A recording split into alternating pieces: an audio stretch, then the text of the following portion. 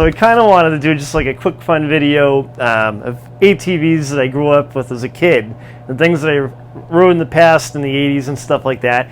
I started riding, I was just doing the math, and I started riding when I was about 10 years old. So I used to ride my friend's three-wheelers, and at the time he had like a Honda Big Red, and we started off on these we started off on a 110. So my buddy had a Honda 110, like three-wheeler that I'd ride, and then his father had a 185. I forget if it was a Suzuki or a Honda, but everybody wanted to ride the 185 because that was the fast trike that was in the garage. So we'd always fight over that as kids.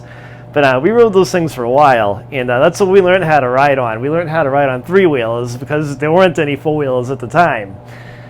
So we started off on those things, and I remembered at the time I had a paper route, so I saved all my paper route money, and I was going to buy like a Honda 250 three-wheeler. I was going to try to, and then they started like outlawing the three-wheelers.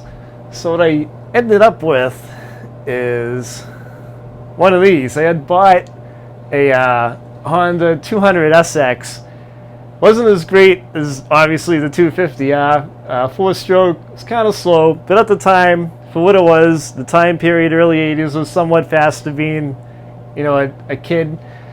So what was kind of cool about this four-wheeler is it had some snorkels up here, and I actually had these tires on mine, and it had gold wheels on the back, so it had like the 250 wheels. It kind of looked like those, and I used to be able to go through ponds with it. At the time, I probably weighed like 100 pounds, so I'd go through a pond with it, and it would float. And the snorkels up here would let the engine breathe so it wouldn't bog out. And I could go right across the pond in the thing. It was pretty cool. It was like having a boat like going across the pond in the sand pit. When we were kids, it wasn't, back then it wasn't like it is now. We could ride in sand pits everywhere.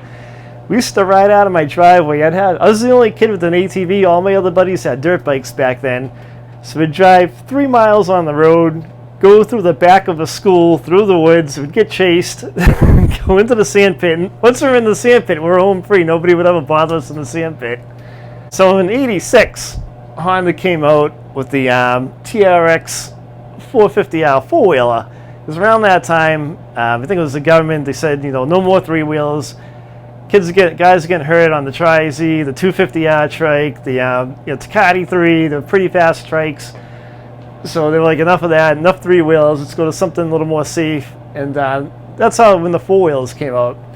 So going from like a 1983 110 to seeing these in the sand pit, these things are like Grand Nationals showing up. They were so fast.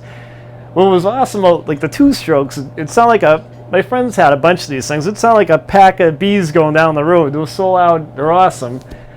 You could go up like a sand dune, grab the clutch, whale on the throttle. You'd throw like a 15-foot rooster tail out of the back. You could go up a sand dune, grab the clutch, hit the throttle, blow it a horseshoe. They were wicked easy to spin around. They handled great. They had a great look to them. I always liked the red, white, and blue graphics on them. The gold wheels were awesome. And they kind of had like a little bit of a spoiler on the back. There's like a little bit of an opening, and that was kind of cool too. Just like great looking four-wheeler. And to this day, they're awesome. They're highly desired. If you can find one in good shape, grab one. A lot of fun to ride. They're not really tippy. They handle great. They're the best out of the 250s. They handled the best. I used to ride with a pack of guys in my neighborhood, and around like 87, 88, one guy that I used to ride with had one of these. I got to ride one of these back in the day. It was like an 87 or an 88 450R, and red, same thing as this, white graphics, super fast. Great looking four-wheeler, handled like a dream. It was awesome.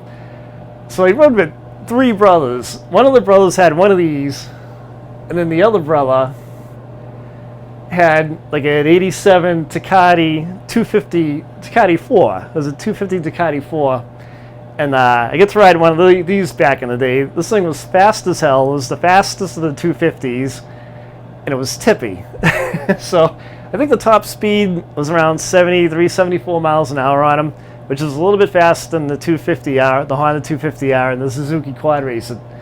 And it had a flip-up headlight on it, so that was kind of cool. It was a little goofy looking, but it was pretty awesome at the same time. Had white rims on it. And when you drove it was fast.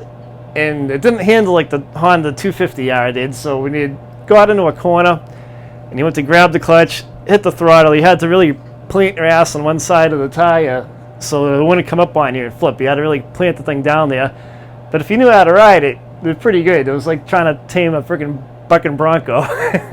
But those are pretty cool four-wheelers. If you can find one that's whole and in really good shape and not missing a whole lot of things, you know, grab it. They're awesome, and they're starting to become worth a little bit of money. So the first brother I rode with had this, the 250R. It was an 88. The other brother had the Ducati four-wheeler. And then the third brother had one of these. So we're all hanging out in the sand pit one day. He had the Quad Racer 500. Never rode one, and I think I was about 14, 15 years old at the time. I was about 14 because I didn't even have my license yet. So he goes, hey, he's like, try this thing out. He knew I could ride. He's like, we're in the dump. We're in the dump with the big long driveway in it, and my buddies are hanging around in the middle of a pit that was in the middle of a dump. The big sand dunes. We used to go up the dunes, do horseshoes, come back down. These things were like 30 feet up there. So he's like, try out the 500. Let me know what you think. So I went from riding that little dinky 200 SX to taking this animal out for a rip, and they were fast. They were fast as hell. I know there was stuff on the internet that said at the time, I don't know if it was Dirt Wheels or somebody, the manufacturer said, oh, they'll do 100 miles an hour. I don't know if they were that fast, but they did a good 80 at least. So I remember being a kid that weighed all of about 100 pounds. I went to the end of the dump road. My buddies were like a mile down the other end of the road waiting for me to come by. So I grabbed first gear, second gear, third gear. The front wheels never hit the ground. Dropped it back down, ripped through the last two gears, and I must have went by those guys at about 85, 90 miles an hour.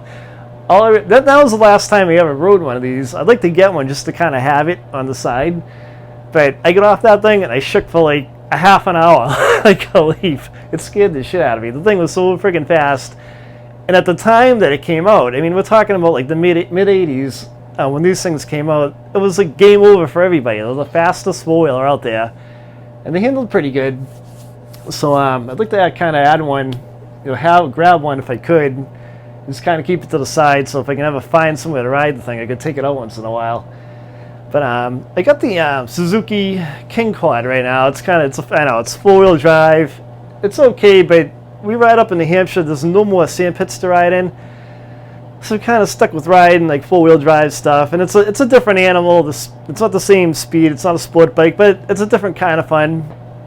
And I had the Honda 450R, which is an awesome four-wheeler. I ended up selling that. Someday I might end up buying another one, because I don't know if Honda's ever going to make that again. Who knows?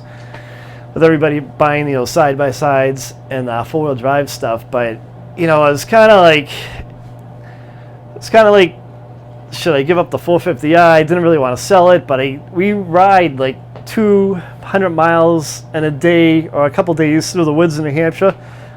And riding the 450i through the branches and rocks and mud, it just wasn't the bike for it. And the other problem was I was always afraid I was going to run out of gas when you're like 80, 90 miles down the road, because once in a while we'll pop out of the woods. But that thing had a 2.5 gallon tank on it. My Suzuki King Quad has like a 5 gallon tank on it, and it's like riding in a Lincoln Town Car versus like a Grand National or something. The King Quad's more comfortable. I'll plow my driver with it, so I'm not sad that I get rid of the 450. I'll probably get one someday again. I like the speed of it, but the King Quad's pretty cool too in its own way.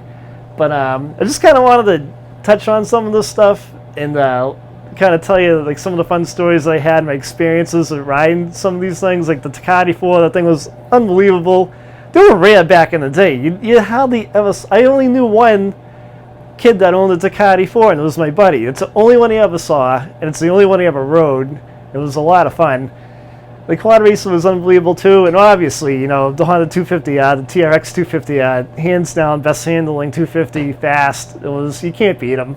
They're a lot of fun. But hope you enjoyed the video. Hey, throw some comments on this video. Let us know things that happened. Tell us some stories. Have a little bit of fun with it, and I'll kind of hop in there with you guys and go back and forth a little bit.